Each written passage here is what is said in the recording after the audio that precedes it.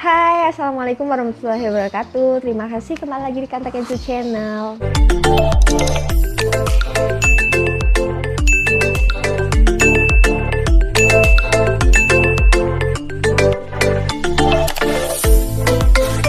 Nah, kali ini topik yang akan saya bahas yaitu masih mengenai tentang anak saya, karena pengalaman saya bersama anak saya Kanta.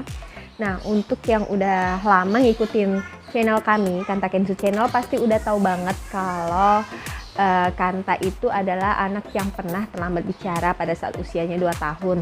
Nah, ini aku mau sharing tentang pengalaman Kanta yang sekarang, karena kan banyak yang nanya gimana nih perkembangan Kanta sekarang gitu kan. Nah, alhamdulillah saya bersyukur sekali di umur Kanta yang saat ini sudah 5 tahun.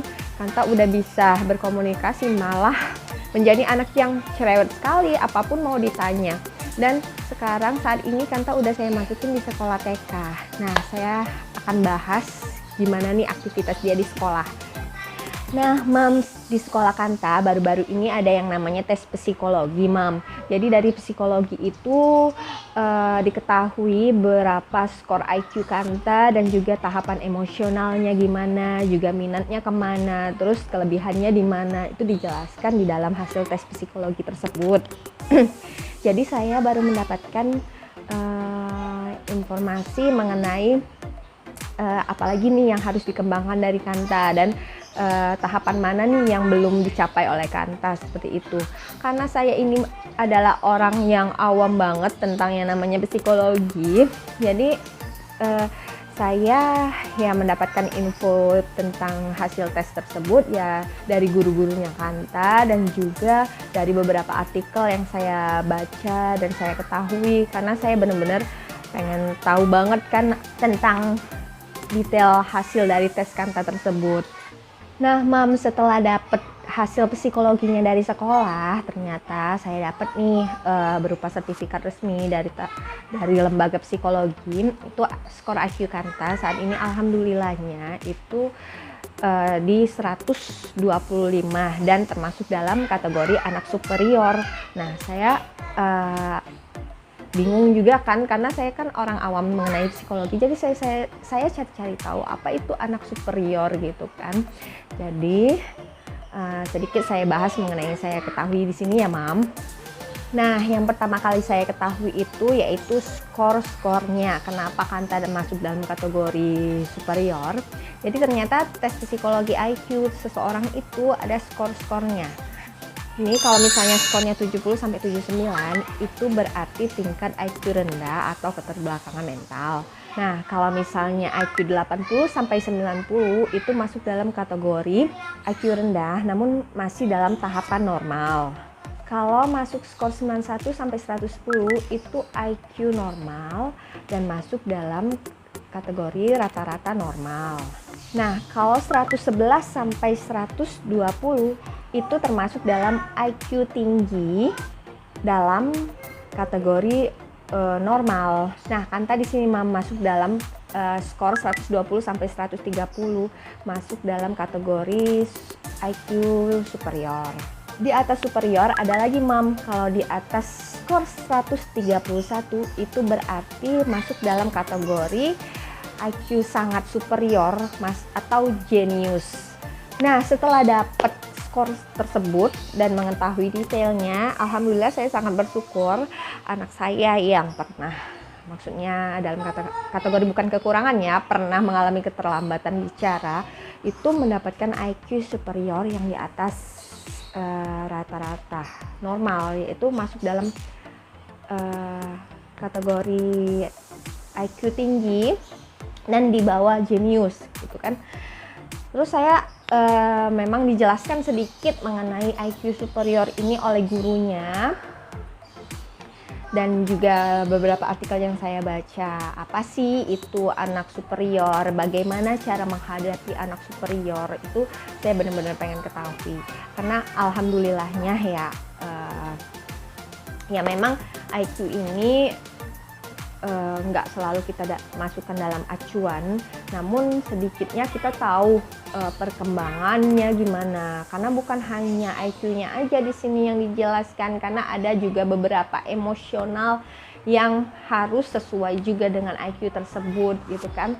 Karena kalau misalnya IQ tinggi, tapi kalau misalnya emosionalnya nggak bisa dijaga, nanti berjalannya waktu juga akan percuma saja. Jadi mendapatkan anak yang IQ-nya tinggi ataupun superior bahkan jenius itu harus didampingi dengan pola asuh yang tepat, dengan minat yang tepat, sekolah yang tepat, guru yang tepat, bagaimana pengajaran yang tepat, dan juga bagaimana kita menangkap apa yang menarik dan apa yang menjadi hobinya itu. Nah, sedikit yang menunjukkan banget itu apa anak superior, dan setelah melewati tahapan yang banyak, jadi ternyata anak superior itu yang merupakan ciri khasnya itu adalah anaknya itu memang super aktif.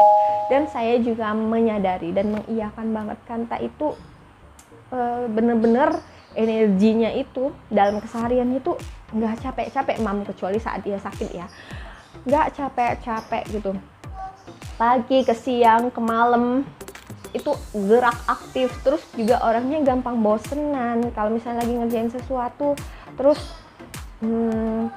sudah selesai nih dia pengen ngerjain yang lain, pokoknya berpindah-pindah seperti itu.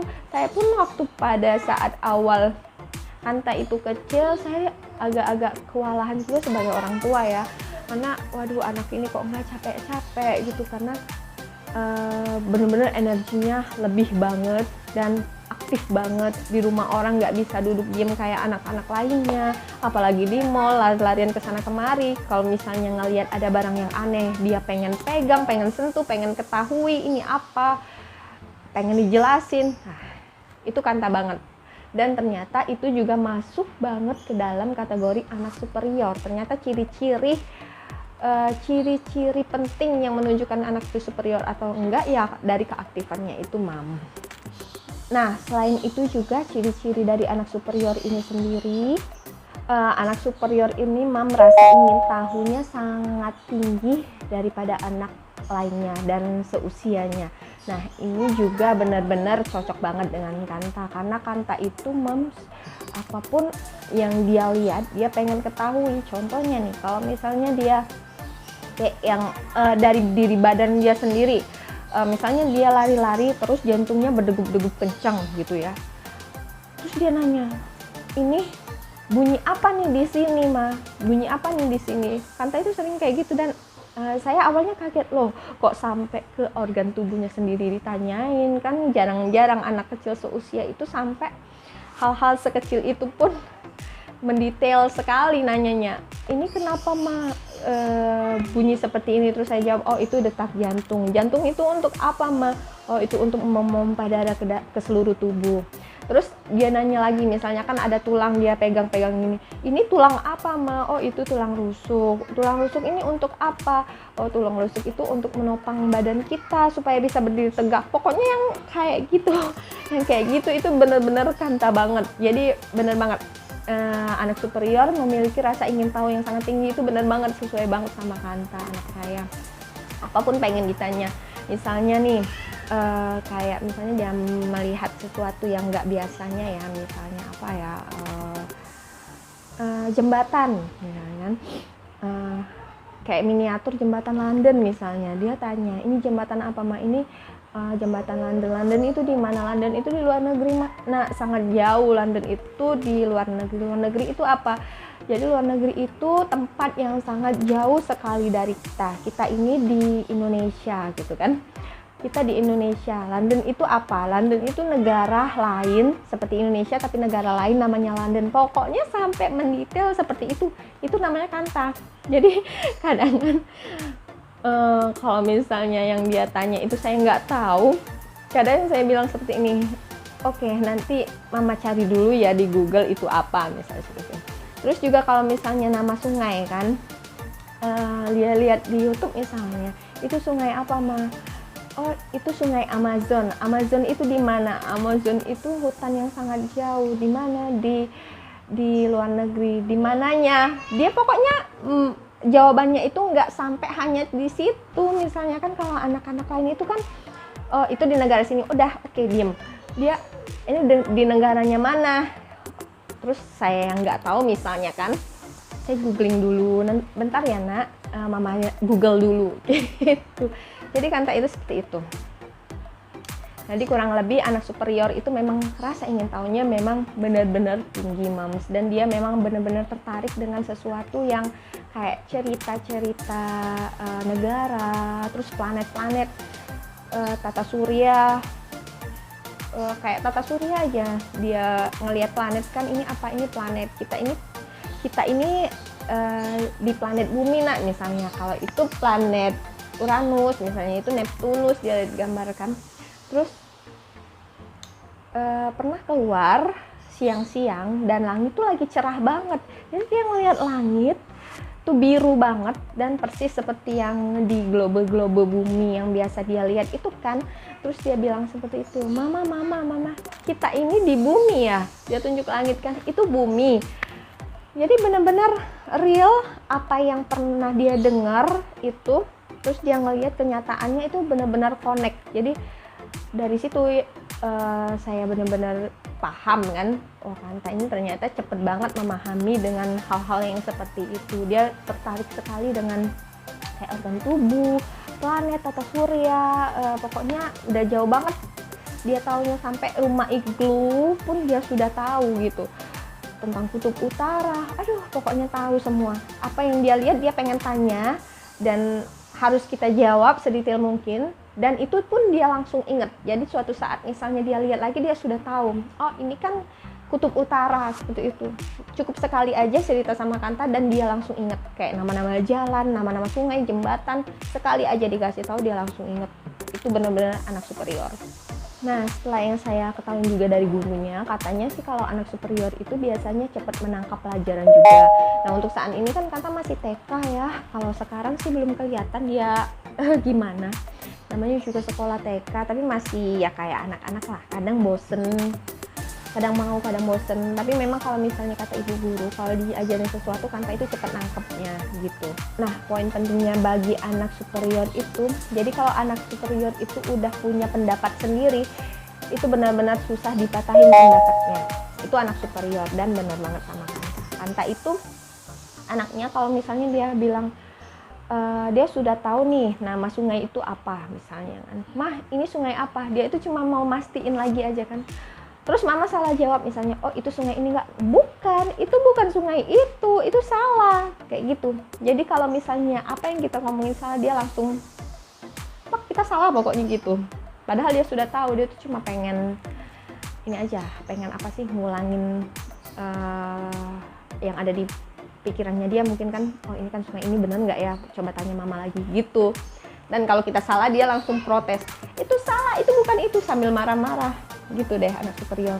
Tapi sebagai orang tua harus sabar. Itu kelebihannya ya, mungkin ini masuk kekurangan atau enggak sih, nggak tahu ya. Dan anak superior ini orangnya sangat kritis, bahkan untuk dalam pergaulan kayaknya pembicaraannya itu lebih cocok ke orang tua itu katanya. Ya saya nggak tahu sih kalau masalah itu ya, mungkin seiringnya waktu ditambah dengan lingkungan ya harus benar-benar ditata. Saat ini sih memang Kanta emosionalnya benar-benar belum bisa dikategoriin anak yang bisa diatur, cenderung ke sulit diatur sih.